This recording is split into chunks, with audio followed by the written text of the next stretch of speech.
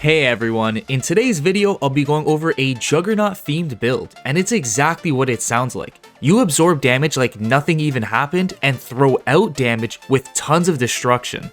Don't forget to subscribe for more weekly content. I also have a Discord set up for anyone looking for more people to play with. The link to that and other Elden Ring related videos will be in the description down below. Alright guys, let's start the build off with the weapons, and we have a couple we can choose from cause they're all extremely strong, so it just comes down to how you want to fight with them. Anyways, the first weapon is the best or second best in terms of damage output, and that's the Ruin's Greatsword. It has the best scaling at S for strength, and since this is a special type of weapon, you can't change the Ash of War on it. But if you knew what the Ash of War is, you wouldn't want to change it at all. Your character raises his sword in the air before smashing the ground and leaving a trail of destruction going towards whoever you targeted in front of you. It can also stagger strong enemies and send weaker ones flying into the air. And because its special attack does some nice damage, using the Shard of Alexander would be a really good idea to increase its damage even more by an extra 15%.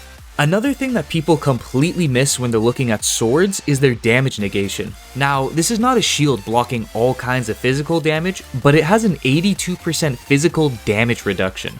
Adding this to the heavy armor and everything I'm wearing, you can actually block attacks and take barely any damage. So blocking with this is a viable option, but back to the special attack. It's honestly really helpful for fighting bosses that like to move around a lot or are just generally quick. The attack has a pretty wide area of effect, so it's not too hard to land. I also mentioned that there was a few weapons we can use, so another one would be the WATCHDOG'S Greatsword. This one's not a special weapon, so you can place whatever Ash of War you want on it to mix things up a bit. It's a little weird cause you'd think using the strength variation would give you the most damage having an S rating for scaling, but the best two to use for this are either fire or cold variation. The fire variation does a bit more upfront damage than the cold variation, but the cold variation allows you to place a freeze effect on enemies, taking a chunk of their health away and making them take 20% increased damage. So this is better for boss fights since we're going to be killing everything with just a few hits. Again, there is no wrong answer, both of these variations are ridiculously strong in their own ways. Another little thing to add to this is you'll also want to use the Carrion Filigree Crest to lower the cost of special attacks because we're not going to have a lot of mana with this setup since it's really stat demanding. So I've covered the damage part of this build, but we're missing the protection part that truly makes us a Juggernaut, and for that we're going to need the Fingerprint Shield. I've used it in a couple of builds I've made just because of how crazy good it is, blocking all kinds of physical attacks and having really strong protection against the elements. But the reason it goes so well with this build is because of how much stamina we have. Like, just look at it. We're never going to be guard broken with how little stamina the shield consumes to block attacks. And another talisman that helps out with the whole Juggernaut themed is the Tree's Favor. It increases our maximum stamina, health, and equip load, which is a little bit of everything we need. But back to the shield, there's one last thing I like to do to really make it perfect. If you use the spell Scholar's Shield on it, you'll lose no stamina at all when blocking attacks, and you can also block more damage from elemental attacks. It just works out perfectly because the best staff for this is the ALBINAURIC staff? Honestly, I'm not 100% on how to pronounce it, but it's this one over here.